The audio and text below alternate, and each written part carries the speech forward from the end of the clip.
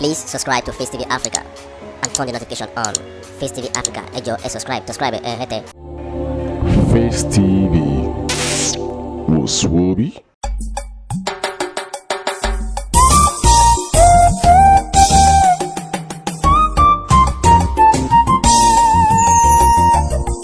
Ẹ má lè gbòòhò kiri, ẹ má wá kó má sẹ́ni tó ṣe o, ẹ má dọ̀dẹ̀rẹ̀ mọ́ o, agbẹnusọ ló má jẹ́ o.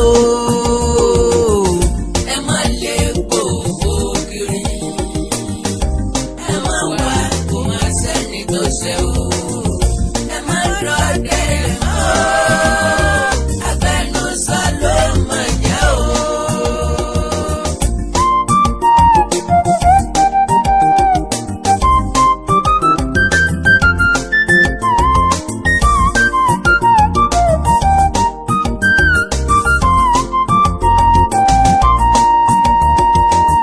Ìjọba balẹ̀ ẹ̀jẹ̀ o, olè ìjọba jalè wọ́n pànìyàn, ìjọba wọlé rẹ̀ lóru, ẹni tẹ́ kó ní kájù sílẹ̀ o.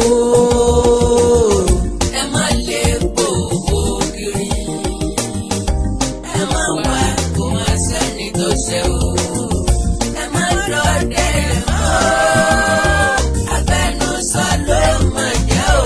Àkàndá alóró ọ̀rọ̀ lẹ́nu bíi ti alọ́kọ̀ ọ̀rọ̀ tó dé. kí gbogbo Yorùbá pẹ́ kó àpérò. Kábọ̀ kú dédé Àwọn alálẹ̀ Yorùbá ó gbèjà wa o. àṣẹ wà. Ọ̀ràn Yorùbá ò ní dẹrú. Ṣùgbọ́n ìfura lóògùn àgbà. Ó ní o. Bẹ́ńsà òfura ọjà ńlá. dáná tu ẹ́. Ìjà òfura àjájì. Ọ̀dọ́ bá mi. Bólé ọ̀bá fura olè ní òkú lọ. Dákúdákú. Fúlàní fi ọwọ́ rẹ̀ wá ní mú wọn sá lọ. Káàsà. Wọ́n jẹ gàbálé ẹ̀yà tó kù lórí. Kí ló dé? Ìjọba rán àwọn adigunjalè àti àwọn agbanipa sílé olóyè Sunday Igboho. Lọ́kọ̀ kẹjọ. Wọ́n wá pe orúkọ ara wọn ní DSS. Ìjọba jagun. Wọ́n balẹ̀ ba dúkìá olówó iyebíye jẹ́. Ẹsẹ̀ kó ṣe Wọ́n jẹ́. jí dúkìá olówó iyebíye kó. Wọ́n tún jí lọ. Wọ́n pààyàn ń bẹ̀. Wọ́n sì tún parọ́ mọ́ olóyè Sunday Igboho Àtàkàpábò. láti fi kó ṣẹ́kẹ́ṣẹkẹ̀ sọ́wọ́ ọmọ Adéyẹmọ. Kí ló dé? Àjọ DSS ń parọ́. Wọ́n ń jalè wọ́n sì ń lu jìbìtì. Torí wọ́n rí i pé ìran Yorùbá ò sí ní ṣọ̀kan. Wọ́n fẹ́ gbàgbé wọlé. Ojú abápawòrì látó mọ̀ pé lẹ́bí. Ọmọ ẹni ò sì ní bẹ̀bẹ̀rẹ̀. Káwá kúnlẹ̀ kẹsídìí ọmọ ẹlòmíràn. Wọ́n mọ̀ wípé olóyè Sunday Igboho ti gbé ìfẹ́ sọ́kàn gbogbo ọmọ adarí oorun. Yàtọ̀ sí Yorùbá nìkan. Ọ̀tọ̀ ní tí DSS kó nílé olóyè Sunday Igboho. Ọ̀tọ̀ lèyí tí wọ́n ṣàfihàn rẹ̀ fún wa. Ìjọba àpapọ̀ ṣe bá ẹni pé àwọn ọmọ nípa rẹ̀ lójú adé ti DSS. Wọ́n rò pé gbogbo ayé ló mọ̀ gan. Wọ́n bẹ̀rẹ̀ mọ́lẹ̀ wọ́n ń dẹ́sà òkété. Wọ́n mọ̀ wípé ọba lókè ń dẹwò ìdí àwọn. Tó Àkàndá alóró ọ̀rọ̀ lẹ́nu bíi ti irun mọ́lẹ̀ ìpadàbọ̀ rẹ̀ míyàn. Rọ́kùrọ́kù okú sójú eérú. Sìkàsìkà kú ọ̀nà ṣẹ̀ṣàrò. Olóòótọ́ nìkan ní kú sínú pósí idẹ. A sì fi ẹ̀yìn tíṣẹ̀ kí ilẹ̀ kan. Ìkíní kọ́kọ́ kú ìgbanilékè kànga. Kí làwọn ìgárá ọlọ́ṣà tí wọ́n pe ara wọn ní DSS kó lé olóyè Sunday Igboho kó lè bá wọ̀ rẹ́kọ̀d lọ́jọ́ kìíní oṣù kejì ọdún 2021 ní sọ́jà àwọn agbanipa tí wọ́n ń sọ èdè Faransé lẹ́nu pẹ̀lú àwọn DSS kó ọkọ̀ bí ogún tẹ̀léra wọn lọ sílé olóyè Sunday Igboho tó wà ní Sókà nìbàdàn. Wọ́n búlọ́ọ̀gù gbogbo ọ̀nà tó wọlé ẹ̀ wọn ò jẹ́ kẹ́nìbọ̀dì ó láǹfààní àti wọlé. Wọ́n sọ̀ráǹdì ilé olóyè Sunday Igboho. Wọ́n bẹ̀rẹ̀ sí ní sínú ìbọn bolẹ̀ ẹnìkan kan ò kọjú òbá sí wọn. Irọ́ ńlá ni wọ́n pa wọn pé àwọn ní gọ́ńbàtù fòdìdí wákàtí kan. Àwọn àti ta ni wọ́n jọ ń yìnbọn síra wọn. Wọn ìbá yìnbọn sí wọn. Kankan nínú wọn ìbá ti kú.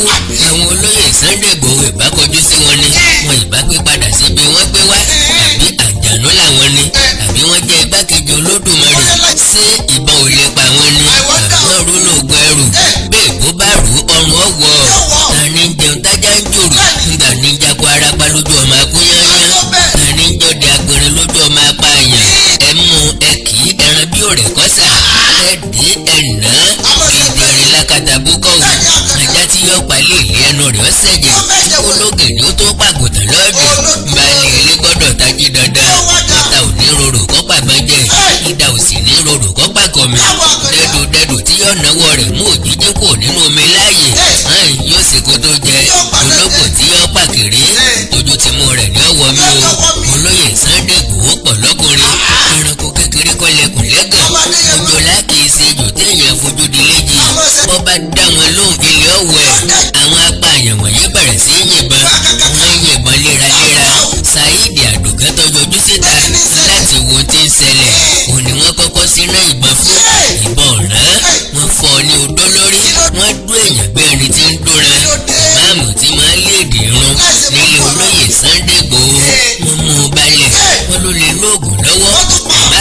kírun jù bẹ́ẹ̀ lọ ọmọ Yorùbá obìnrin ló léèdì wọn wá olo máàsì olo nose mask ní tọ́tẹnumọ́ ni pé if you get him gun him down ńlọlọ́yè Sunday Igboho fi mọ̀ wípé ọ̀bá ti rí wá àbúrò mi ń bẹ láàrin àwọn tó rí kó yọ DSS wá láti arrest wọ́n rán wọn wá láti wá assassinate olóyè Sunday Igboho ni lórí ìkànnì ìjọba ń ran agbanipa sí yàn orílẹ̀-èdè yìí ti bàjẹ́ kọjá àfẹnusọ ikú ní gbẹ̀dẹ̀ àdá ìran Yorùbá náà ní síra wọn ọmọ Yorùbá ní tọ́ka yàrá kọ̀ọ̀kan fún wọn àtẹ̀yàn tí ń bẹ nínú ẹ̀ àwọn adigunjalè tíjọba àpapọ̀ sì rán wá sófà tí wọ́n ti mọ nǹkan tí wọ́n fẹ́ ṣe wọ́n ti yọ gbogbo CCTV cameras kó tó di pé wọ́n wọlé wọ́n bà èyí tí ò sí yọ jẹ́ wọ́n sì yọ rìkọ́dà lọ ṣùgbọ́n wọn ò rántí mú òjìji wọn dání lọ wọ́n jí owó kó 1,000 euro 2 million naira ohun ẹ̀ṣọ́ ara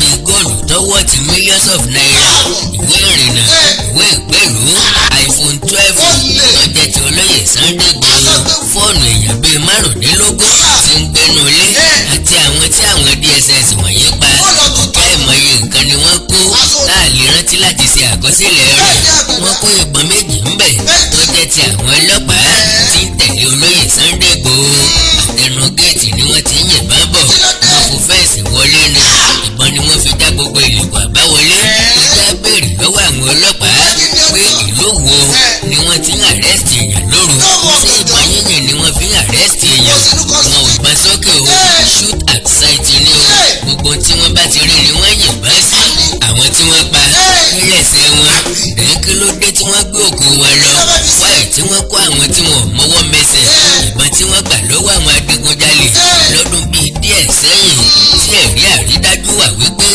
ọdún 2013 ni wọ́n ti kọ́kọ́ ṣe àfihàn rẹ̀ wáyé ìtọ́jà ni wọ́n tó kó jáde kí ló dé tí wọn ò kó owó tí wọ́n jí kó jáde wọ́n ń tọ́jú àwọn ẹni ẹlẹ́ni tí wọ́n kó lọ láti parọ́ pé ilé olóyè Sunday Igboho làwọn ti kó ìbọn tí àwọn kó jáde ìlú ẹ̀yìn bá wà nílé olóyè Sunday Igboho olókùn òní máa gbé tí ẹsẹ̀ wo ni olóyè Sunday Igboho ṣẹ̀ kí ló ṣe fún ìjọba àpapọ̀ àwọn ọlọ́jẹ̀lú ilẹ̀ Yorùbá àkọ́kọ́ ó dìde láti dáàbò bo ilẹ̀ Yorùbá lọ́wọ́ àwọn afẹ́ranjẹko àwọn aṣekúpani àwọn ajínigbé àwọn afipábánilòpọ̀ àti àwọn tó gbà wípé báwọn ní ń bẹ lórí oyè ìkejì ó lé sẹ́ríkẹ́ Fúlàní kò ní gàngàn ó pe àlàáfíà ìjọba sí ló gàngàn padà lẹ́yìn àtakò rẹ̀ tẹ̀ níṣẹ́ ìjọba ni ẹ̀mọ́ tó tó ṣẹlẹ̀ ní gàngàn làwọn Fúlàní bá padà wá o tí wọ́n pa kúkúrú pa gígùn tí wọ́n jólé ju ọgọ̀ tí wọ́n dá àwọn ará ìlú Ìgàngàn sínú dàmúdàbò ẹ̀kẹta ó léèdì àwa tá a fẹ́ kó nínú ìgbéyàwó tí ò ní èso tá a fẹ́ kó lábẹ́ ìsìnrú àwa tá a fẹ́ self determination àwa tá a fẹ́ òmìnira ara wa àwa tá a fẹ́ gba Yorùbá nation tá a sì ní ẹ̀tọ́ lábẹ́ òfin láti sọ wípé àṣemọ́ nítorí ọmọ Léfì tá a sì ń gba ọ̀nà tó bá òfin mu ire ni wọ́n kọ́kọ́ rò pé à ń ṣe àfìgbà tá a bẹ̀rẹ̀ sí ní ṣe peaceful rally káàkiri ilẹ̀ Yorùbá bíi ti olóyè Sunday Igboho ti ń kéde àlàáfíà tí ń béèrè fún ìrẹ́pọ̀ àti ìfọwọ́sowọ́pọ̀ gbogbo ọmọ Yorùbá kò kéde ìjàngbọ̀n àdàlóró jákèjádò ilẹ̀ Yorùbá ẹnìkankan ò farapa bí èrò ṣe ń pọ̀ tó sí casualty ìwòyí ló ya ìjọba lẹ́nu lórí èròǹgbà wọn ni pé ó di jàgídíjàgan kí wọ́n lè rí nǹkan yí mọ́ wa lẹ́sẹ̀ kí wọ́n lè máa ṣàwá lọ́kọ̀ọ̀kan àwọn olóṣèlú ilẹ̀ Yorùbá bá lè dí àpò pọ̀ pẹ̀lú ìjọba àpapọ̀ torí pa aláfẹ́ fi ìpínlẹ̀ Èkó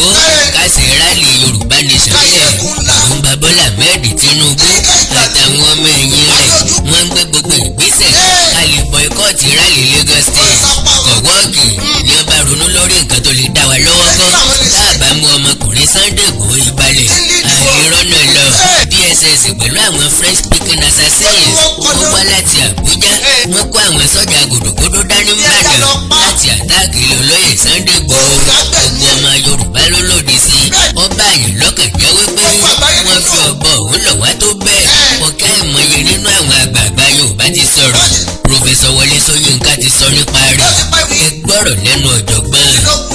Well, my advice is not even so much Igboho, but to the government, that they should stop pursuing this person as a criminal, because you have begun by acting in a criminal fashion against him. Because if and when Igbo comes to trial, I guarantee you it's the government which will be very, very embarrassed.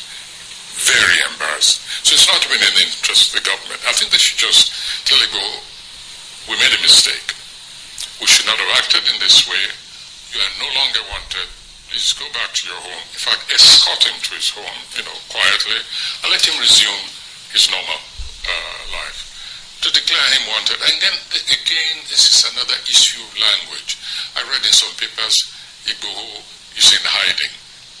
Well, but more accurately, he's probably just gone underground, to protect himself and perhaps to be able to continue his declared struggle. I'm not talking now about the secessionist aspect of the struggle. No, I'm talking about what Igbo came out to do and which I believe is still his mission in this nation, to protect, defend his own people, and to let the aggressors know that they are not lords of this nation or any section of it, apart from what they are constitutionally entitled to. So I think the government, it's in no interest. If you bring Igbo to trial, you're going to get mud in your face, clearly. Dádì mi Fẹ́mi Fálànà ló yanjú gbogbo ẹ̀ pẹ̀lú òfin. And you can't have a situation where national arrests are made in a state without, as if you are planning a coup. Take Ibadan, for instance. The invasion of the home of Igbo happened in the night, and for a whole day, everybody was wondering who did it, and that 7 people were killed. People were arrested and abducted at 2 a.m. The governor of the state wasn't aware, so everybody was trying to find out, calling security agencies, who's done it, only for the state security service to issue a very provocative statement after almost 12 hours to say we did it, we killed 2 people, we raided a house. Oh, somebody attempted to resist arrest and you killed 2 people? No, the governor of the state wasn't aware. And I think what is being said, in 2016, governors and judges were arrested in the dead of the night. And they came out on that occasion to warn that having regards to what had happened in Ghana, I think in 1981 or thereabout, where 4 judges were abducted in the dead of the night and killed, that we must stop this. In my own personal case, I was once arrested in the dead of the night in Lagos. Dr. Beko and some people was arrested in the same night. I was dumped on Badagry, Ope Road, while Dr. Beko was dumped somewhere on Badagry Road. That was then. In these days of kidnapping, anybody can come to your house in the night and arrest you. And these are guys who don't wear uniforms. Or does what you're saying, does it apply to the DSS? Because the Department of State Services, in some other times, they're perhaps renowned for some operations that are not very clear to the eye in terms of being open like your police officers in uniform. Does this case apply to them that they need to make some of the operations public? No, there is no law in Nigeria that allows you to arrest anybody in the dead of the night. No, you are not planning a coup. You are not an robbers. And I did say this when the judges were arrested. If you are going to arrest in jail, as they did in 2016, what stops you from staying around the premises? Or you want to be sure, the man is not going to escape. You stay around the premises. If he's going to drive out, you just simply accost him. Your lordship, your attention is needed. We must be civilized. These are very dangerous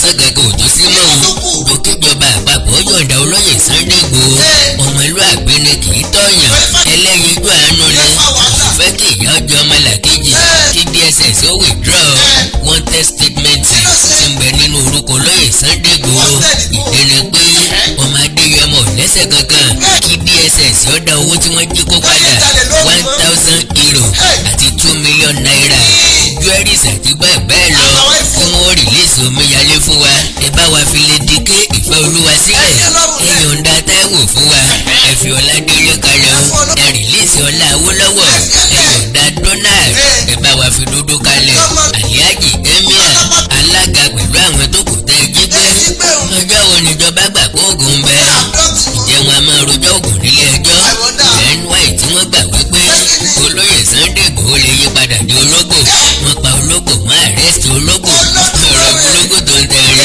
àjọ DSS wọ́n dìṣẹ́ sólò láti àrẹ́sì mọ́sù náà sí o bọ́ọ̀rẹ́ ní bájàlì ó ṣe làwé sí ìtàkùn òṣè mọ́sù olóyè o ẹni tó ra ológbò nítorí àwọn èkúté àjẹ lójú onílé bẹ́ẹ̀rì tí gbogbo ọmọ Yorùbá ń bí àjọ DSS àtijọba àpapọ̀ lè yí pé ìjẹ́ ọ̀tọ̀nà láti kọlu ilé ẹni tí kì í sọ̀daràn láti kọlu ilé rẹ̀ lóru sọ̀rọ̀rùn láti tún inú ilé èèyàn láì ní sáṣúárántì kí ló dé tí wọ́n fògànà wọlé kí ló dé tí wọ́n pààyàn ta ni yóò sanwó gbogbo nǹkan tí wọ́n bàjẹ́ wọ́n tó di pé wọ́n lọ Benz G-Wagon Lexus 2019 model àti bẹ́ẹ̀ bẹ́ẹ̀ lọ gómìnà ilẹ̀ Yorùbá kankan sọ̀rọ̀ nípa rẹ̀ àwọn ọba aládé Yorùbá pẹnu mọ́ pásítọ̀ Túndé Bákàrè ń jẹnu ara rẹ̀ níyà ó dólẹ̀ kọ̀ọ̀kan ní ká má bàa rò wípé ó ti kú ó ní àwọn àgbààgbà Yorùbá ò yẹn ní kankan láti gba Yorùbá nation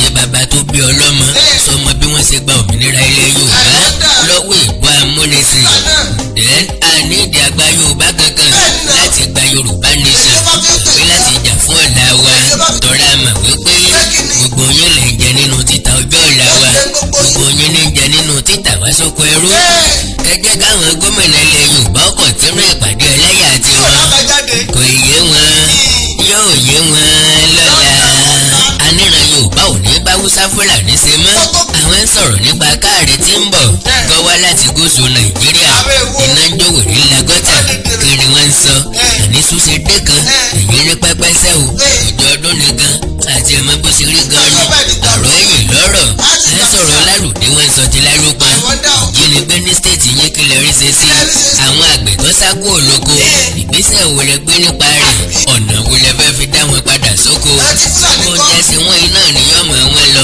ìṣẹ̀lẹ̀ ìlú Ìgàngán kí ni ìgbésẹ̀ yín lórí ẹ̀ wá ìtẹ́ni lọ́kàn pé ẹ̀yin lalákòóso lórí ìgbésí ayé wa sáwà ò ní ta fẹ́ dà láyé ni kò sí pírẹ́sídẹ̀ǹtì tó lè tó Nàìjíríà yìí ṣe kò sí pírẹ́sídẹ̀ǹtì tó lè gbé Nàìjíríà yìí dìde ilé tó bá ti wó àfi ká tún foundation rẹ̀ gbẹ́ àfi ká wá ilẹ̀ míì láti kọ́ ilé tuntun ẹ̀yin gómìnà ikú ajẹnifẹ́ni wọ̀nyí sẹ́ńtì ọ̀kọ̀ọ̀kan yín promise kẹ́ tó débẹ̀ ṣe ilẹ̀ ń ṣe fún wa nǹkan ìdàgbàsókè wo lẹ ti gbé sí láti ìgbà tẹ́ ti dórí oyè òótọ́ mélòó lẹ ti bá wa sọ ìgbésẹ̀ wo lẹ ti gbé tọ́ran mẹ̀kúnnù ìlú lọ́wọ́ ọ̀nà èwo lẹ fi Mósè àtìsẹ́ dínkù ìlú lẹ ń gbà lọ́wọ́ ìjọba àpapọ̀ ìlú lẹ́yìn kan ń pa wọlé lábẹ́lé ìlú lẹ fi ṣiṣẹ́ ìlú ń bẹ̀ o ṣe iṣẹ́ ìlú tó máa wúlò fún mẹ̀kúnnù ni ìlú lẹ ti kó dà sápò ìlú ni gbèsè tẹ́ jẹ ìlú lẹ ń pa sápò ọ̀gá àgbà the afọbajẹ of Yorùbá land ìlú lẹ ń pèsè kalẹ̀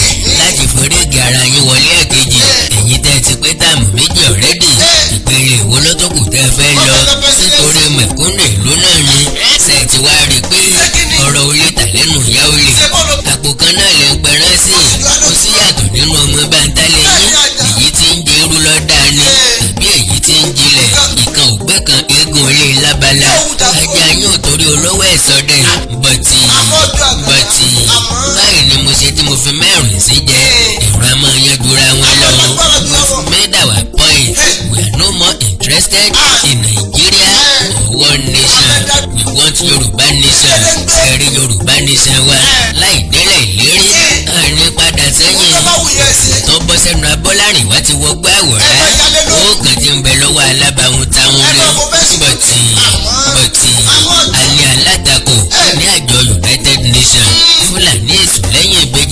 látìgbàdégbà náà lọ́mọ tó dúró dè wá bẹ́ẹ̀ ọmọ Fúlàní náà ní ṣàtakò wa lẹ́yìn odi. Amina Jane Mohammed lórúkọ ẹ̀ wọ́n gbé lọ́jọ́ kẹrìndínlọ́gbọ̀n oṣù kẹfà ọdún 1961 ọmọ ọgọ́ta ọdún ni òun ni Deputy Secretary General fún àjọ United Nations tí ìrójú ayé wa lóde afọmọ àgbàrò sábẹ́ à ń gbé ká bá a ti ń kọ lẹ́tà tá à ń kọ petition láàjọ United Nations ọkàn wa ti balẹ̀ bá a ti ní petition lọ́dọ̀ wọn bí at least wọ́n ti wà wíyà àmọ́ wípé lẹ́tà proposals àti petitions wa àmọ́ pé kò dé ọ̀dọ̀ United Nations Working Committee ṣe ni woman yìí ń fa lẹ́tà wa ya Liverpool ní United Kingdom ní ń gbé ọmọ ẹgbẹ́ òṣèlú All Progressive Congress APC ní òun ni Minister of Environment láàrin ọdún 2015 sí 2016 Fúlàní rèé gbé sí United Nations ó gba àwọn ọmọ rẹ̀ a máa jẹ́ Samira Ibrahim àti Nadeem Mohammed citizen British ní UK ni wọ́n bí sí veterinarian officer òun ni bàbá ẹ̀ tó gbé lọ́mọ British nurse ni màmá ẹ̀ òun ló dàgbà jù láàrin ọmọbìnrin márùn-ún tí bàbá àtìyá wọn bí ṣùgbọ́n Kaduna àti Maiduguri ló ti lọ sí primary school. Fúlàní ni o apá òkè ọya ló gbé wá àwa tá a wà ní gúúsù à ń béèrè fún self determination àwa ń béèrè fún Yorùbá nation òun ni lẹ́tà wa gbogbo ń bọ́ sí lọ́wọ́ kò sì kó wọn jíṣẹ́ fún àjọ United Nations bá a ṣe ń mú un lọ ìní jíṣẹ́ fún Buhari àtàwọn èèyàn ìlú ẹ̀ bẹ́ẹ̀ ni wọ́n yín mú sí wa bá àti ìmọ̀ nǹkan kan láì lọ síwájú ìran Yorùbá ni o ọpẹ́ ká tó ro àròjinlẹ̀ lẹ́yìn ọdún méjì pé at least ó yẹ ká ti gba acknowledge letter látọ̀dọ̀ àjọ UN pé a rí àwọn lẹ́tà a rí petitions àti ọlọ́kan òjọ̀kan ìwé tẹ́ ẹ kọ sí wa láti ọ̀dọ̀ United Nations Working Committee bọ́lọ́mbà ti wá fọ̀tá ẹni hàn ní tí ló yẹ ká wá ọ̀nà àti yẹra kíákíá ká bẹ̀rẹ̀ sí ní competition lóríṣiríṣi láti yọ Amina Jane Mohammed Deputy Secretary General United Nations kò nípò tó wà kó tó bá tiwa jẹ́ tán o kò lè já rójú ráàyè sí tiwa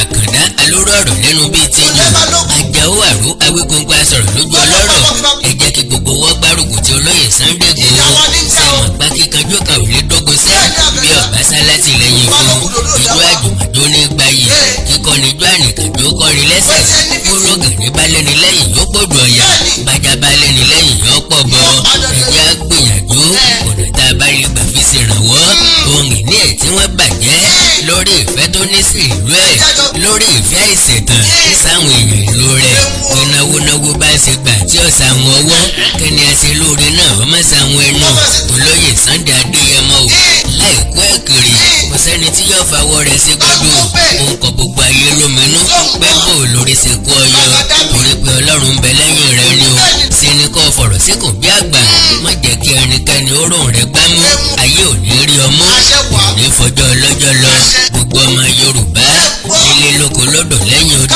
ọ̀nà láti gba àwọn ẹni wa tí wọ́n mú ọ̀dọ̀wọ́ wa o lédìkí ọ̀gbọ́dọ̀ pẹ́ ń bẹ̀ Omíyalé Táíwò pẹ̀lú àwọn tó kù tí wọ́n kó àgbọ́dọ̀ jẹ́ kí wọ́n rò ó lẹ́ẹ̀kan pé wáyé tí àwọn fi ń jà fún ilẹ̀ Yorùbá báwo ni jíjẹ àti mímu wọn ìpààrọ̀ aṣọ wọn ń kọ́ wọ́n pọ̀ nílé àmọ́ bẹ́ẹ̀ bọ̀tì wọn gbọ́dọ̀ gbẹ́jù ń bẹ̀lẹ̀ mi ń pariwo. Please subscribe to Face TV Africa and turn the notification on. Face TV Africa ẹ jọ̀ọ́ ẹ subscribe hẹ́tẹ̀. Face TV was Swoby.